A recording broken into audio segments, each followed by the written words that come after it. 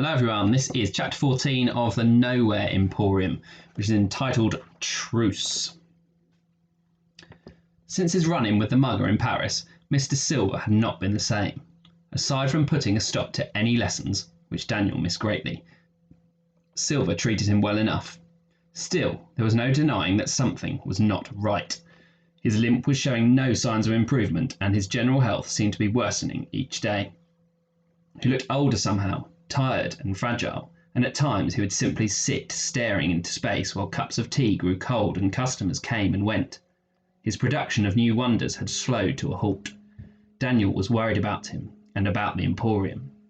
Silver moved the shop around a lot over the next few weeks, visiting Berlin in the 1930s as Hitler was riding the crest of a dark wave, London during the coronation of Queen Victoria, and finally the streets of Barcelona just months after the end of the Spanish Civil War. In each of these places and times, Silver would scour the back streets for magical shops, searching for his elusive treasure, but he would always return empty-handed and angry. One morning in Barcelona, Daniel set out to fetch coal for the fire. Upon his return to the shop, he began to tidy in preparation for twilight. He listened to the ticking of the clocks as he worked, humming tunes and tapping on the tables and books. You should be on stage with a voice like that.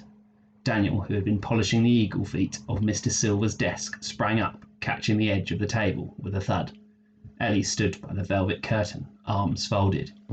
Daniel had not seen her since Paris. He knew that she didn't like him, and why should he like her? She seemed pig-headed and infuriating, but he found her fascinating. "Where have you been?" he said. Ellie shrugged. "Around." "I've been watching out for you," said Daniel. I've been wanting to say something."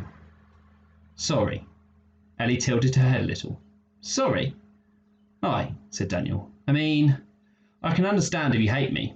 Some wee boy from Glasgow, coming in here and getting a job, working with your dad. But, Ellie, I don't really have a clue what I'm doing. I'm sorry I didn't know about you and how you're stuck in here. I'm just..." "Sorry," said Ellie. Daniel nodded. "Daniel Holmes," she said, unfolding her arms. "However it might seem sometimes, I promise you that none of this, none of my storming off and throwing straws and getting angry is really about you. Well, not much of it anyway." "It's not?" "Nope. Look, Papa and me, we don't have a very smooth relationship. I love him to bits, really I do, but I get so angry with him sometimes. It always seems like I'm the least important thing on his list, even if I know that's not really true. And you? Well, you were just another distraction."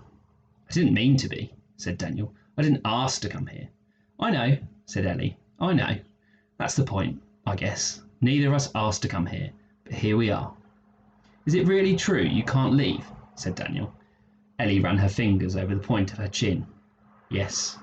"And the customers can't see you?" "Nope." "Is it like a magic disease or something?" Ellie laughed. "It's complicated." "Well, I can see you," said Daniel. "You've got someone else to talk to. I mean, if you want." Ellie stared at him, the corners of her mouth forming the tiniest smile. "You want to see something cool?" Twilight came and went, and the Emporium opened its gates to the public. "What are we doing?" whispered Daniel.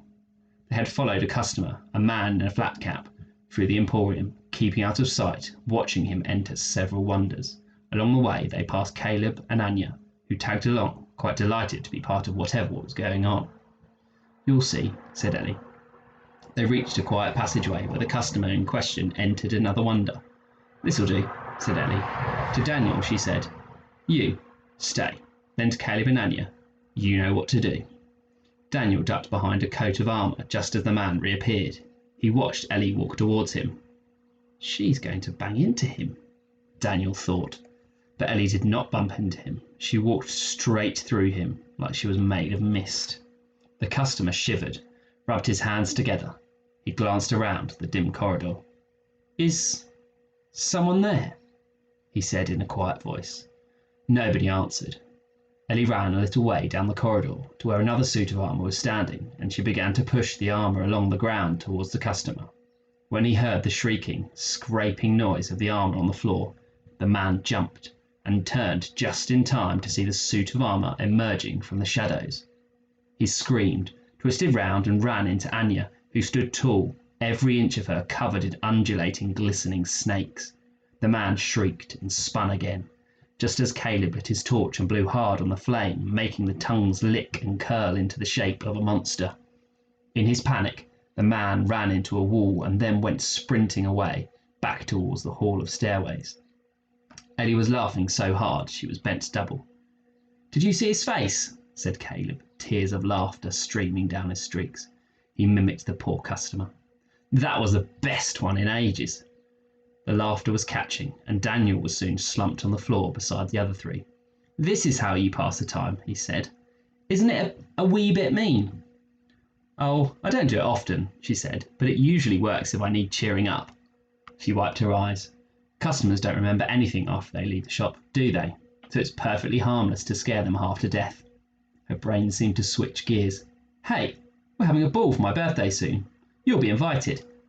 Daniel, who had never been invited to a party in his life, opened his mouth to accept, but Ellie was talking again. "Papa throws the best balls for my birthday. I think it's his way of making up for the fact he's so completely obsessed with the Emporium for the rest of the year. All of the staff will be there." She nodded to Caleb and Anya. "Won't you?" "Of course," said Caleb. "Have we ever missed a ball?" He clapped his hands together. "Oh, I love mixing with people from the real world."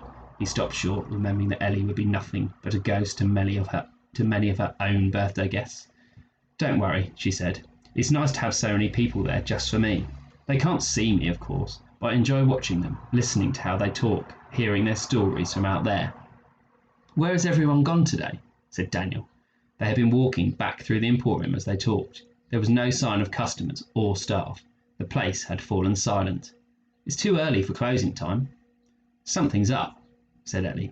They said goodbye to Caleb and Anya and rushed down staircase after staircase, seeing no one, until they were on the ground floor, through the red curtain, to the shop front. The closed sign had been hung on the door.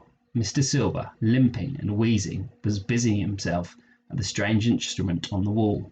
He was twisting dials as if his life depended on it, an expression of panic on his handsome face. Ellie leaned close to Daniel and whispered, "He's lost his marbles. It's finally happened." Daniel squinted at Mr. Silver, who was now tossing handfuls of coal haphazardly at the fire. "We're leaving?"